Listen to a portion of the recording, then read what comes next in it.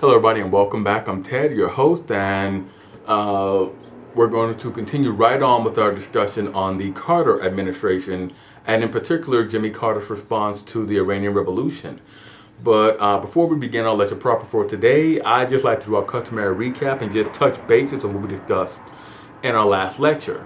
So, in our last lecture, we looked at the rise of Jimmy Carter from a naval officer, from a former naval officer, to a peanut farmer, to governor of Georgia, to president of the United States.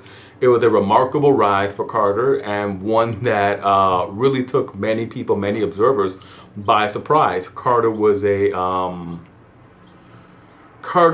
surprising choice, to say the least, to gain the nomination for presidency.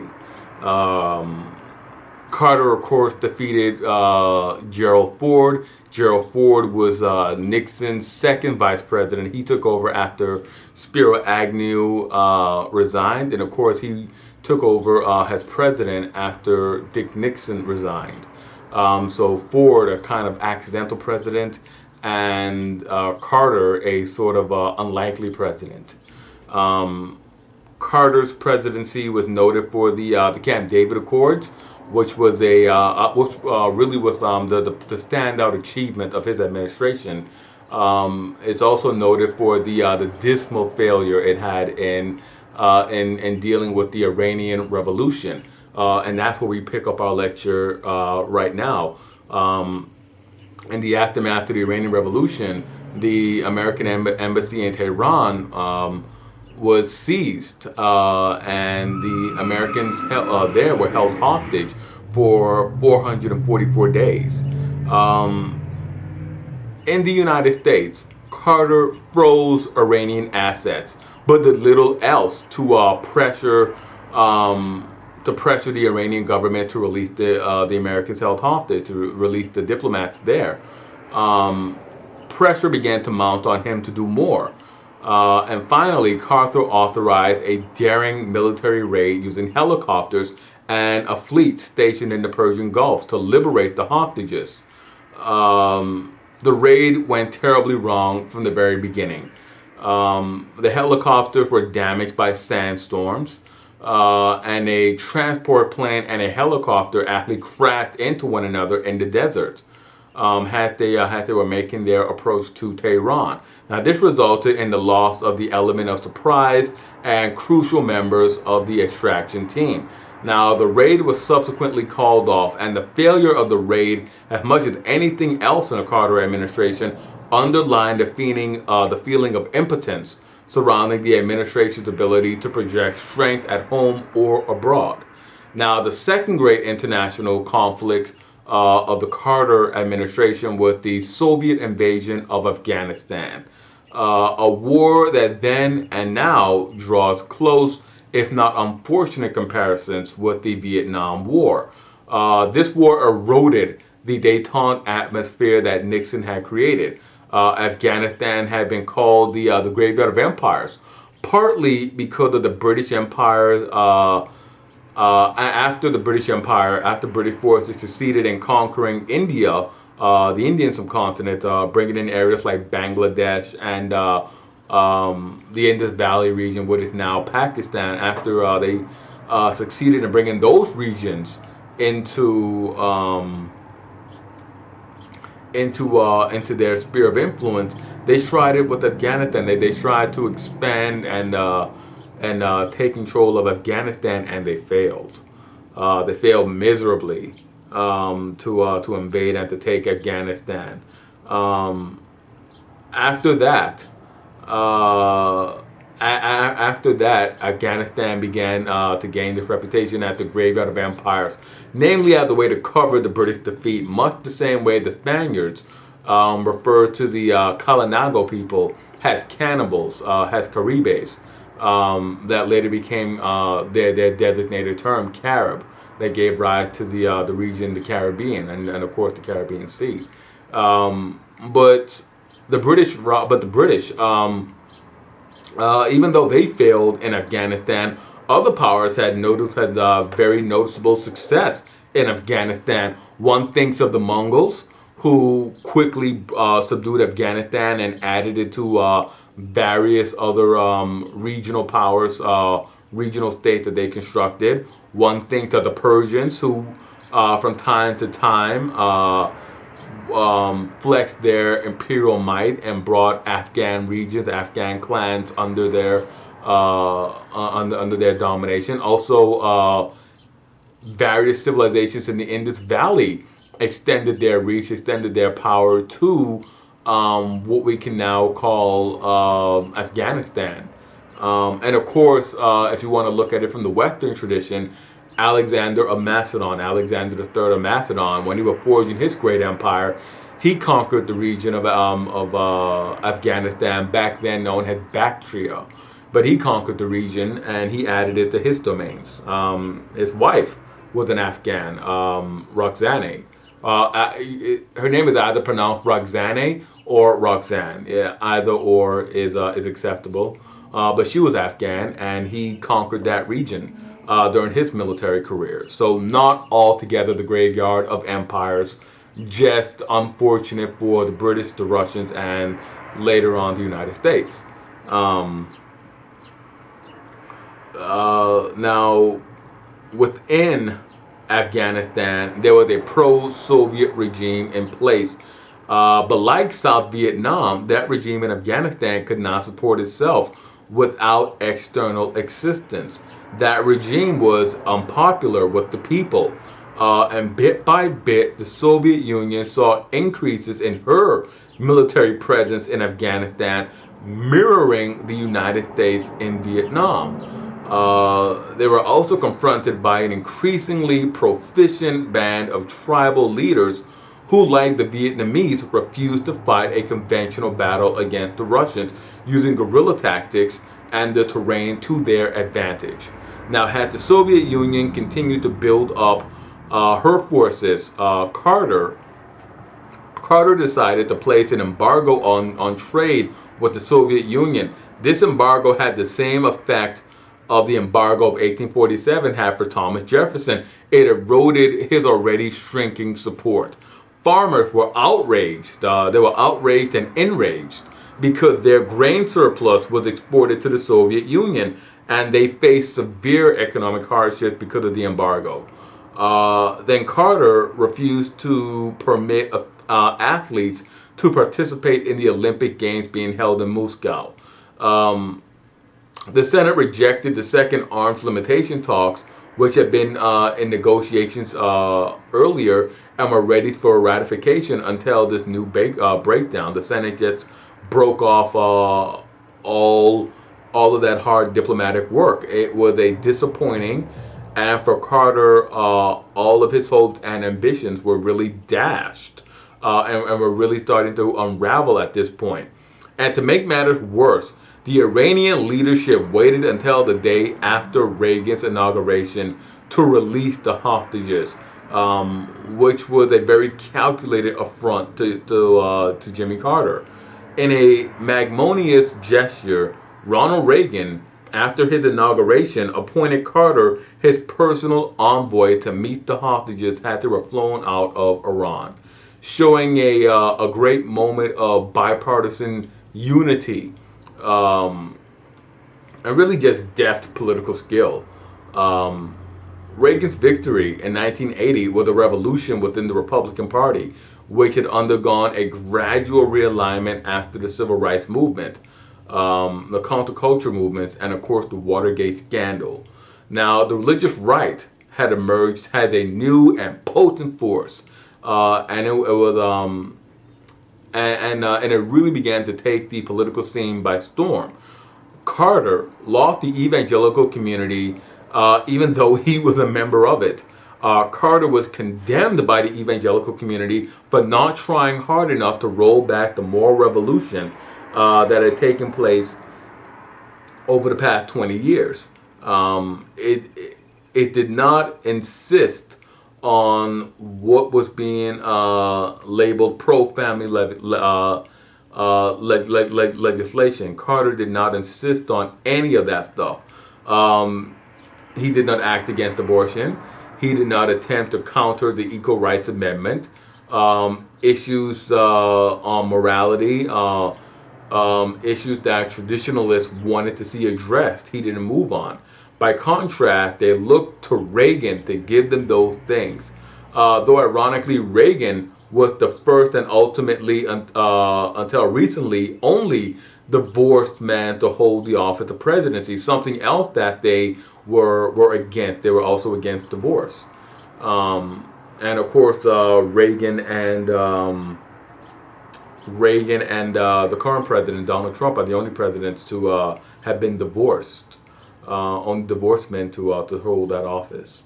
Now, ever since the Scopes monkey trial of the 1920s, the evangelical community had not played a very dominant role in politics, and their reemergence in the late 70s, along with the lobbying group, the Moral Majority, caused a great flurry of media interest.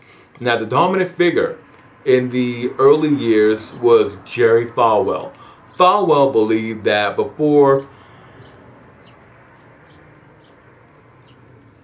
Falwell believed that before the end of days, before the second coming of Jesus, the Christian Messiah, there will be 7 years of war and catastrophic calamities, culminating in the Battle of Armageddon. Those who were already saved will be raptured, and that is raptured is taking up into the air and spared the ravages of the last days. Falwell was a fundamentalist who believed that the last days were upon us, and that the United States had to prepare,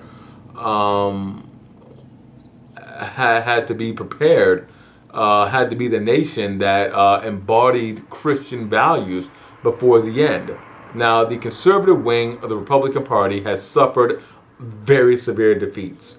Firstly, with the defeat of Barry Goldwater.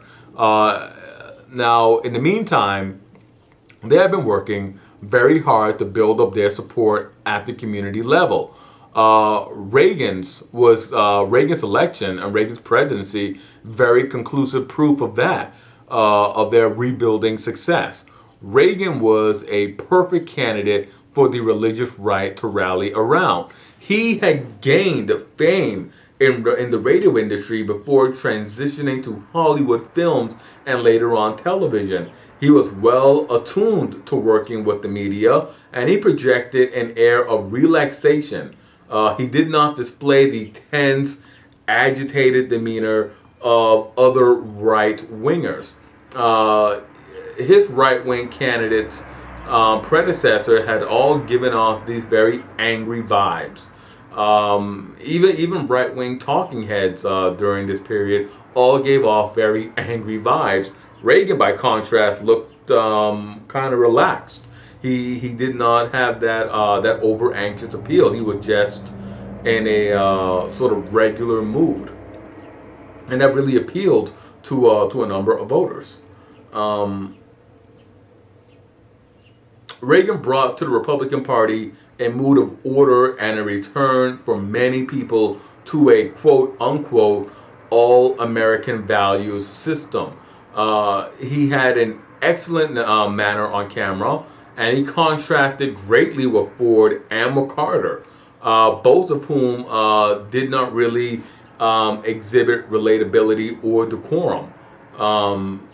Most importantly, Reagan was very good in the fact that he had better fortune than Carter from the get-go. Jimmy Carter's presidency can be seen as one beset by all these calamities. Ronald Reagan's presidency was largely calamity-free. The only calamities that were created by Reagan and his cabinet.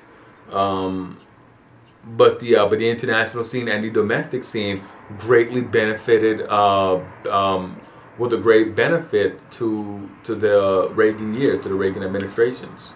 For one, Reagan survived an assassination attempt early on in his presidency. He was minorly wounded by John Hinckley Jr. who was a man who was obsessed with the actress Jodie Foster. Hinckley had wanted to gain Foster's attention, and he thought that by committing such a daring act in public would endear himself to Foster. That would be enough to bring her around, to make her take interest in him.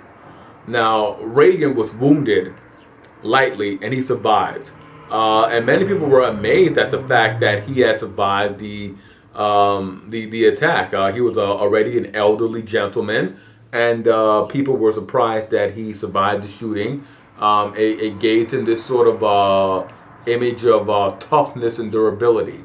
Now, Reagan's public persona helped him to maintain a broad appeal among voters, who re-elected him in one of the most lopsided victories. And the 20th century did have some lopsided victories, but Reagan's 1984 victory over Walter Mondale was embarrassingly lopsided, and that is not just offend Walter Mondale's supporters, if they're still around, and his family. It was a pretty big margin. Yeah. Now, ideologically, ideologues within his administration were at times dismissed when they attracted scandals. Reagan's administration is really known for just being a very scandalous time, a very scandalous affair. His administration was dogged by scandals, though Reagan himself always emerged from these scandals and the fires created by these scandals unscathed. His Secretary of the Interior, James Watt, was dismissed from the administration due to its hardline stance on issues. Watts refused to partake in the give and take of politics, which in and of itself is has a very conciliatory nature. Politics is really more making an offer and then countering that counter offer. It's not a "this is what I want, give it to me" type of affair. It really is the art of making a deal, politics. Now, Democratic candidate in 1984, Walter Mondale, was a very lackluster candidate. A lackluster candidate in the mold of Barry Goldwater or in the mold of George McGovern. He was just another one in a long list of lackluster candidates to come along. Mondale has served as Carter's vice president, and he had not been particularly visible during the Carter administration like other vice presidents, and he had not been able to establish a very distinct policy or noteworthy stances of his own. His most daring step was the selection of Geraldine Ferraro as his vice presidential running mate. But that backfired tremendously on him. Mrs. Ferraro was a then sitting New York congresswoman, and she was made to look compromised and ineffectual as her husband's questionable business practices came to light. Another dilemma for the Democratic Party was the emergence of Jesse Jackson. Jesse Jackson he emerged as a very serious political candidate in the 1980s. And he sought at various times the party's nomination for presidency. Never received it, though. Jackson, and we'll get to Jackson a little later on in our lecture series. But he had been an upcoming associate of Martin Luther King Jr. He was present when Dr. King was assassinated in Memphis. During the 1970s, he had risen through the ranks of the African American leadership to become the de facto head of that community. The earlier leaders of the African American community, Martin Luther King, Malcolm X, etc., had not been involved in actual politics. King was always something of a prophetic outsider, and for much of his career, Malcolm X was allied with black separatists. He did not engage in the American political system. He called for the creation of a separate system for African Americans. So his predecessors did not have any sort of political stance, any sort of political tradition for Jackson to follow. He sort of blended them together. The generation that came after Malcolm X and Martin Luther King, the generation that Jackson belonged to, bore witness to men such as Bobby Seale, Marion Barry, Andrew Young, all of whom had led the transformation of the African American community to a near solid voting bloc for progressive causes. During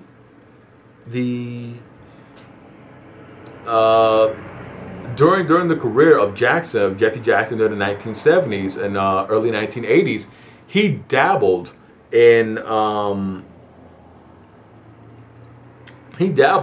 mixing community activism and politics. He was a wizard in the world of community organization and creating community groups, most notably the Rainbow Coalition, a community group that he created in the mold of a broad group civil rights organization that sought to organize and unify African Americans, women, Hispanics, and other marginalized groups to implicitly move the national policy in a more liberal direction. That was Jesse Jackson's big contribution during his years trying to merge politics, his own burgeoning political career, and his already established community activist career. We'll break here, and we'll come back, and we'll complete our discussion. We'll complete our thoughts on Jesse Jackson, not Jesse Jackson, on the administration, on this political run. As always, I'm Ted. Hit like, subscribe, and comment, and I will see you guys next time for another lecture.